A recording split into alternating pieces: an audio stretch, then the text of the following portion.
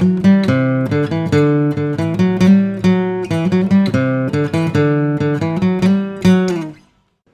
1 2005 में जब ये इमेजेस बाज़ार का आइडिया आया था, ये जो वेबसाइट है, इस पे काम शुरू हुआ। 1 साल तक दिन रात इसके ऊपर काम चलता रहा। और 1 साल बाद में 2006 में जब इसको लॉन्च किया तो it was a complete disaster, it was a failure. मैं रोज़ की तरह वॉलीबॉल खेला अपने फ्रेंड्स के साथ में। उसके बाद में मेरा एक रूटीन था कि मैं और मेरा एक friend, one of my childhood friends, हम दोनों रात को वॉक करते थे 11 बजे। तो मैंने उससे पूछा, मैंने कहा यार एक बात बता, चक्कर क्या है? मैंने तुझे इतनी बार देखा है कि तेरी लाइफ के अंदर इतनी मेजर प्रॉब्लम्स आ जाती हैं, लेकिन अगले दिन तू फिर नॉर्मल हो जाता है। वो कहता है यार देख बिल्कुल साफ है, जिस दिन ऐसा कुछ होता है, जब मैं कुछ सोच रहा होता हूँ कि ऐसा होना चाहिए और वैसा नहीं होता, उस दिन तो मैं डिप्रेस हो जाता हूँ, लेकिन अगले दिन मैं नॉर्मल इसलिए हो जाता हूँ क्योंकि रोज़ रात को पिछले 4 साल से मैं गाना सुनता हूँ। तो मैंने कहा यार उससे क्या होता है? कहता है अभी बताता हूँ क्या होता है, लेकिन कहता है मैं तेरे को गाना नहीं बता सकता कौन सा है, तू बहुत हंसेगा यार, तू मजाक उड़ाएगा मेरा। मैं कहा नहीं बोलना कौन सा गाना है। कहता मुसू मुसू हासी देव में लई लई। इस गाने की खास बात यह है, इस मूवी की खास बात यह है कि इसमें जितनी भी स्टार कास्ट थी वो सारी नई थी। मतलब इसमें कोई भी पुराने एक्टर्स नहीं थे, सारे नए एक्टर्स और एक्ट्रेसेस थे। तो कहता है मैं जब भी इस गाने को सुनता हूँ तो मैं अपनी आंखें बंद कर लेता हूँ और अपने आगे ना एक सिचुएशन को इमेजिन करता हूँ कि हम एक मूवी थिएटर में बैठे हैं, मेरे फैमिली मेम्बर्स मेरे साथ में हैं, मेरे फ्रेंड्स मेरे साथ में हैं, तू है, मैं हूँ, हम सब लोग हैं, और उस बड़ी स्क्रीन पे मैं हूँ।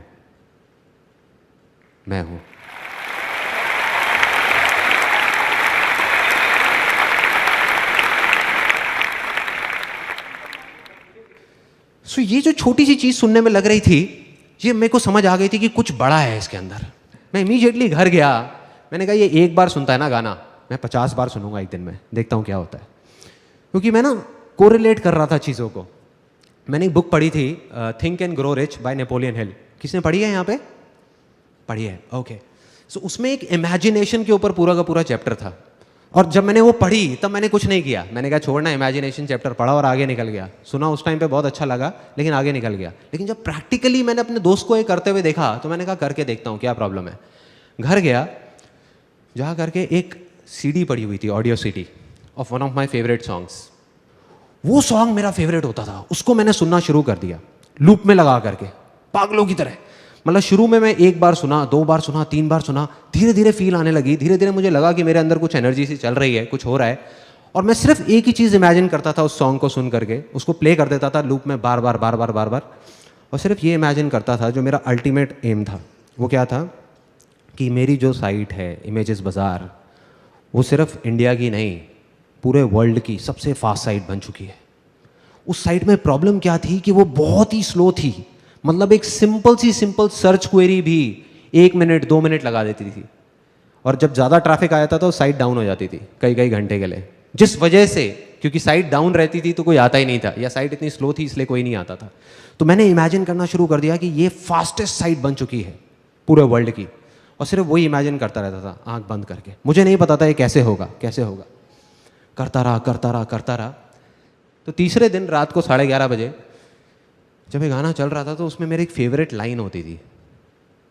घर वाले सब सो चुके थे, मैं शीशे के सामने जाके खड़ा हुआ और ये लाइन गाने लग गया चीख करके। Do you want me to sing that? Yes और नो? यस और नो? ओके।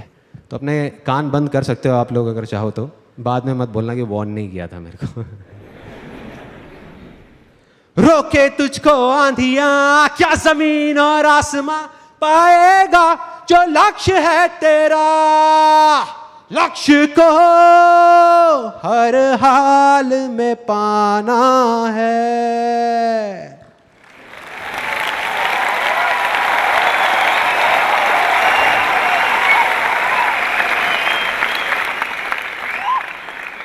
बड़ी अजीब सी लगेंगी ये बातें सुनने में, लेकिन मेरे को पता नहीं ऐसी अजीब चीज़ों में बहुत मज़ा आता है। तो ये जब किया, उधर से बाहर से मेरी मदर की आवाज़ आई, संदीप बेटे तुम अकेले नहीं रहते इस घर में। सुबह 6 बजे मेरी नींद खुली। मैंने ठान लिया, मैंने कहा अब जब तक ये साइट ठीक नहीं हो जाएगी, जब तक मुझे जवाब नहीं मिलेगा मैं घर नहीं आऊँगा, मैं ऑफिस में बैठा रहूँगा। 8 दिन तक पागलों की तरह नेट पे बैठ करके ढूंढ रहा था, जवाब ढूंढ रहा था कि क्या होगा, कैसे होगा, क्या करूँगा, क्या नहीं। और ढूंढते ढूंढते ढूंढते ढूंढते धीरे धीरे अब मैंने प्रोग्रामिंग सीखना शुरू किया। I learn the basics of programming on my own. I learn how to read codes, I learn how to optimise search queries. आप लोग मेरे से ज़्यादा अच्छे तरीके से जानते होंगे इस बात को। डेटाबेस जो डिज़ाइन था हमारी, जो पूरा का पूरा जो पीछे का स्ट्रक्चर था, वो बिल्कुल बेकार था।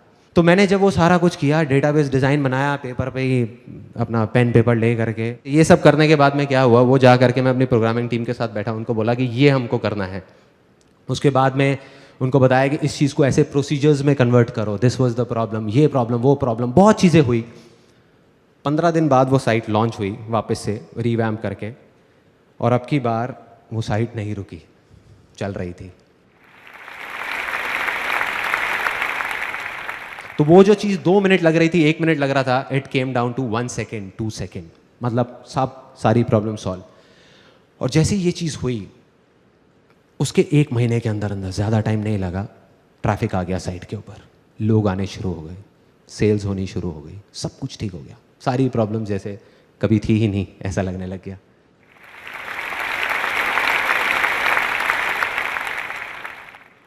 डे 2, हम फैमिली के साथ सब लोग बैठे हुए थे एक रेस्टोरेंट में। It was in the year 2007। अंदर ही अंदर कुछ चल रहा था मेरे, there was something which was going on. और वो क्या था कि हमारा जो बिजनेस था, ये जो इमेजेस बाजार था, ये ना ग्रो नहीं कर पा रहा था। It was kind of stuck at the same level. जैसे जो सेल्स जब साइट ठीक हुई उसके बाद एकदम से ऐसे गई, then it was moving like this, एक स्ट्रेट ग्राफ की तरह, मतलब it was not going like this, ऐसे नहीं हो रहा था। उस रेस्टोरेंट से जब खाना खा के हम नीचे उतरे, तो मैं गया उस रेस्टोरेंट के ओनर के पास में, जिनको हम प्यार से मामा बोलते थे, मैं और मेरे सारे दोस्त। उनके पास में गया, मैंने कहा मामा यार एक बात बताओ, यहाँ पे हमारे एरिया में पता नहीं कितने रेस्टोरेंट्स खुले होंगे, उसमें से बहुत सारे तो बंद हो गए और कुछ हैं जो धक्का दे दे करके चल रहे हैं, चलते जा रहे हैं। लेकिन आप हो, आपने एक छोटे से सेटअप से शुरू किया था, एक सिंगल छोटी सी दुकान से, और आज आपने इतना एक्सपैंड कर लिया। मतलब पहले एक दुकान थी, अब आपकी ऊपर इतनी सारी दुकानें ले ली आपने, 2 फ्लोर्स ले लिए, और आप एक्सपैंड करते ही जा रहे हो, इतनी तेजी से ग्रो कर रहे हो। भाई चक्कर क्या है, क्या चक्कर है? मतलब कुछ ना कुछ तो है ना कहानी। तो जैसे एक नॉर्मल रिएक्शन होता है, उन्होंने कहा अरे बेटा कुछ नहीं है, सब ऊपर वाले की कृपा है। मैं कहा नहीं मामा, कुछ ना कुछ है, कुछ तो है। मतलब मैं नहीं मान सकता कि ऐसे ही, मतलब ये तुक्का नहीं हो सकता, ये नहीं हो सकता। और मैंने उनके मुंह पे बोला, मैंने कहा ऐसा भी नहीं है कि आपका जो खाना है वो बहुत टेस्टी है। मैं कहा there are lot of other restaurants जिनका खाना आपसे अच्छा है, फिर भी वो इतना नहीं चल रहे। कहते लगता है तू नहीं मानने वाला। मैंने कहा नहीं। कहते 1 घंटे बाद आइयो, फिर बताऊंगा। तो मैं अपने घर वालों को ड्रॉप करके आया, उन्होंने अपना थोड़ा बहुत काउंटर समेटा, ऊपर सीढ़ियों पर जाने लगे। मैं और वो दोनों गए उनकी किचन में चले गए। फिर उन्होंने जा करके अपने आदमियों से बोला, जो भी वहाँ पे किचन में काम कर रहे थे, हाँ भाई हो गया सबका, चलो समेटो। फिर 3 लोग, उन्होंने 3 बड़े बड़े भगोने उठाए, पतीले होते हैं भगोने, बड़े बड़े बोल, उसमें एक में दाल मखनी थी, एक में ग्रेवी थी, एक में थोड़ा डार्क से कलर की ग्रेवी थी। वो उठाए और बाहर निकल गए, वहाँ से नीचे सीढ़ियों पे जाने लग गए, नीचे उतरने लग गए। नीचे गए, सड़क पे चले गए, मैं भी पीछे पीछे। मैंने कहा देखता हूँ भाई क्या चक्कर है, क्या कहानी है। सड़क पे जा करके उन्होंने तीनों ने वो ले जा करके नाली में डाल दिया। मेरे को समझ नहीं आया, मेरे को अभी भी क्लियर नहीं हुआ। मैंने कहा ये क्या है मामा, ये इससे आपकी सक्सेस का क्या कनेक्शन है? तो उन्होंने एक ऐसी लाइन बोली कि मैं हिल गया, कि मैं हर रोज अपनी तसल्ली के लिए अपने पैसे को नाली में बहा देता हूं। उन्होंने बोला और वहां से चले गए। मैं वहीं खड़ा रह गया, मैं सोच रहा था, मैंने कहा इसका क्या मतलब है। मैं घर गया, नींद नहीं आ रही थी, सोचता रहा, दिमाग चल रहा था। मैंने कहा इसको ब्रेक कर करके समझना पड़ेगा, एक बार में पूरा समझ नहीं आएगा। तो उसका पहला पार्ट कि मैं हर रोज, मैंने कहा समझ आता है इसका मतलब यहां तक समझ आता है। अपनी तसल्ली के लिए, ये सेकंड पार्ट था उसका। मतलब कि वो ये जो कर रहे हैं वो अपनी तसल्ली के लिए कर रहे हैं। इसका क्या मतलब हुआ कि वो किसी और की तसल्ली के लिए नहीं कर रहे। कोई और कौन? मैं, जो उनके रेस्टोरेंट में खाना खाने जाता हूं, या मेरे जैसे और बहुत सारे लोग, मतलब कि उनके कस्टमर्स। यहां पे बात कर रहे हैं सेल्फ सेटिस्फैक्शन की, ये अपनी तसल्ली की बात कर रहे हैं, कस्टमर सेटिस्फैक्शन की बात नहीं कर रहे। और मुझे धीरे धीरे समझ आने लगा हमारी प्रॉब्लम, कि हमारी प्रॉब्लम क्या है, इमेजेस बाजार की प्रॉब्लम क्या है, कि हम कस्टमर सेटिस्फैक्शन पे जा करके रुक गए हैं, अटक गए हैं। कस्टमर सेटिस्फाइड हो गया, शांति से बैठ जाओ ना। तो इस वजह से हम शांति से बैठे हुए थे। हमने कहा हाँ सब सही है, सही है, सही है। तो यहां पे समझ आने लगा, मेरे को समझ आने लगा कि मुझे क्या करना है। और उसका जो लास्ट पार्ट था उनके डायलॉग का, कि मैं अपनी तसल्ली के लिए अपने पैसे को नाली में बहा देता हूं, इस डायलॉग ने मुझे हिला के रख दिया अंदर तक। ये मेरे को समझ नहीं आ रहा था।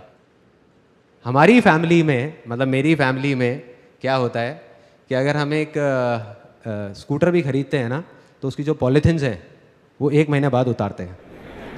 मतलब इतना हम पैसे को बचा बचा करके चलते हैं। सिर्फ एक ही चीज़ सुनी है, सीखी है बचपन से आज तक, money saved is equal to money earned, कि बेटे पैसे को बचाओ, पैसे को बचाओ।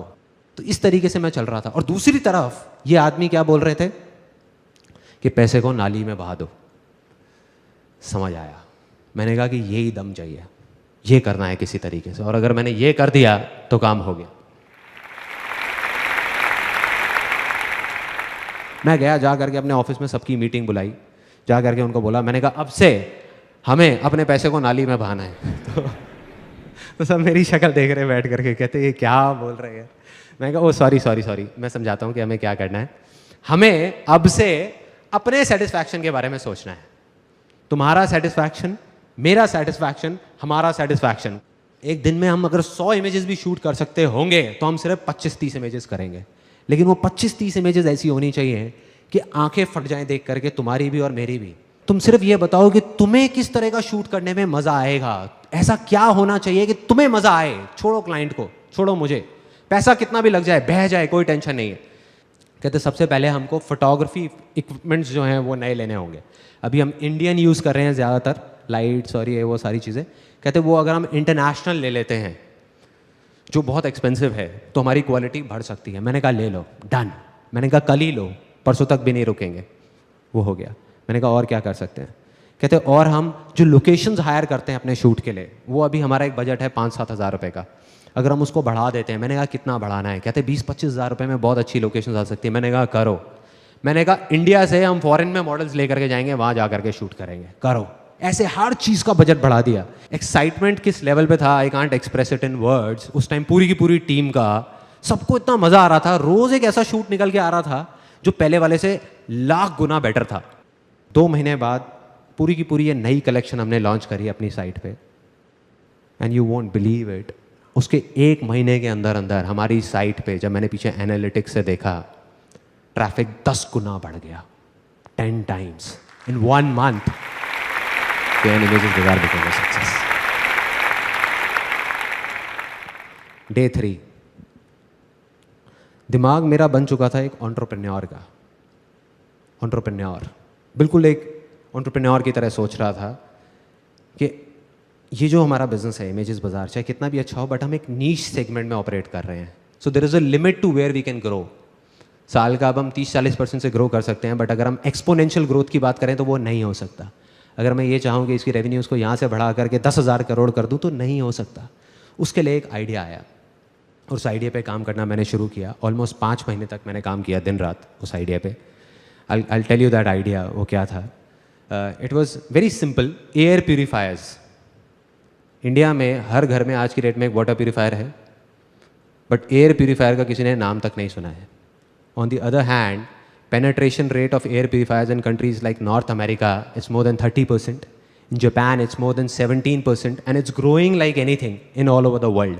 इंडिया में अभी तक एक भी ऐसा ब्रांड नहीं है, या ये कह लो कि ब्रांड रिकॉल नहीं है किसी भी ब्रांड की। So the plan was ready, business plan was ready, market research हो चुका था, marketing strategy was ready, investors were ready, and I was 110% sure कि आने वाले 10 साल के अंदर अंदर it's going to be $1 billion company in terms of valuation. दिमाग ऐसे सोच रहा था, दिल कह रहा था कि मैंने अपने आप से एक कमिटमेंट किया था जब ये कंपनी शुरू भी नहीं हुई थी, इमेजेस बाज़ार, उससे काफ़ी साल पहले, जब मैं अराउंड 22-23 साल का था, कि अगर मैं ज़िंदगी में कभी कुछ बन गया, तब मैंने और बहुत सारे काम किए थे, बहुत प्रॉब्लम्स आ रही थी, फैमिली की कंडीशंस काफ़ी ख़राब थी, तो मैंने कहा था अपने आप से कि अगर मैं कभी कुछ बन गया ज़िंदगी में, तो मैं अपने तक नहीं रखूँगा उन सारे एक्सपीरियंसेस को, शेयर करूँगा पूरी दुनिया के साथ, वैसे लोगों के साथ जो मेरी तरह ही कुछ करना चाहते हैं। 2:30 बजे रात के, it was again a turning point of my life.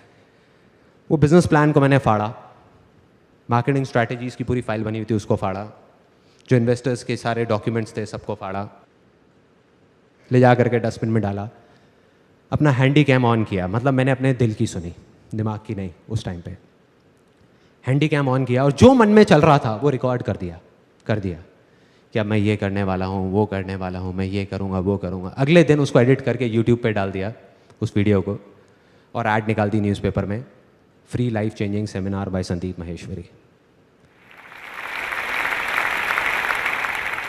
और एक ऐसी चीज़ करी जिसका मुझे कुछ नहीं पता था क्या होने वाला है, मन में डर था, बहुत कुछ था, लेकिन मैंने सिर्फ अपने दिल की सुनी, क्योंकि पूरी ज़िंदगी मैंने यही किया था। तो मैंने कहा अब मैं अपने दिमाग की नहीं सुनने वाला। और उसको करना शुरू किया। शुरू में बहुत छोटे लेवल पे, ऑफिस में ही एक छोटी सी जगह बना ली, वहाँ पे सिर्फ 20-25 लोग आते थे, मतलब कुछ था, मुझे नहीं पता था इसको करके क्या होने वाला है, पागलपन था, बेवकूफ़ी थी। ऑफिस में भी सब सोच रहे थे क्या हो रहा है, क्यों हो रहा है, घर वाले कह रहे थे क्या कर रहा है, क्यों कर रहा है, फ्री के सेमिनार्स, क्या फंडा है यार, और open to anybody and everybody, कोई भी आए, कहीं से भी आए। पहले 25 लोग आए, धीरे धीरे वर्ड ऑफ माउथ स्प्रेड हुआ, उसके बाद में 30-40 लोग आने लगे हर हफ्ते, 50 लोग आए, 100 लोग आए। उसके बाद में जगह कम पड़ने लग गई, तो हमने एक ऑडिटोरियम हायर करना शुरू कर दिया दिल्ली में, वहाँ पे हर हफ्ते के 400-500 लोग आते थे। उसके बाद में finally 20th October I conducted my last life changing seminar. और मुझे वो मोमेंट याद है जब पूरा स्टेडियम भरा हुआ था और मैं वहीं साइड में खड़े होकर के देख रहा था। It was kind of unbelievable for me. मुझे समझ नहीं आ रहा था ये हो क्या रहा है, कहाँ कहाँ से लोग आ रहे हैं, कौन कौन है, मैं किसी को जानता नहीं, पहचानता नहीं। और जब मैं वहाँ से नीचे उतरा तो लाइफ में पहली बार मैं रोया था। मेरे साथ में और हज़ारों लोग उस स्टेडियम में बैठे थे।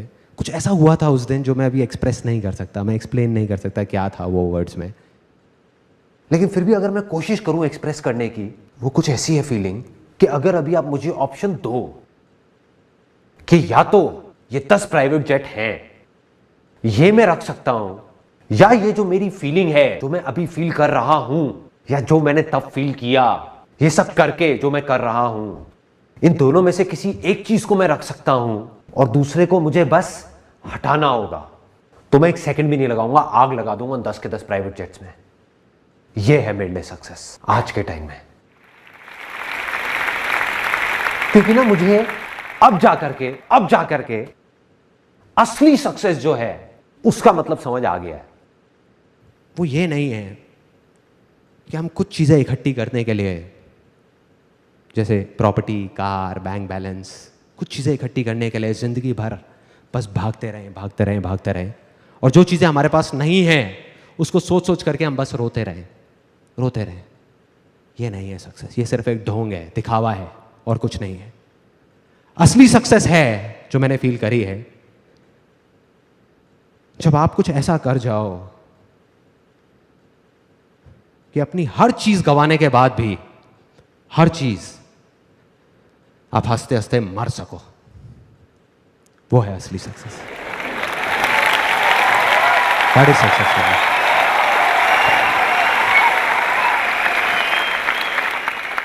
थैंक्स।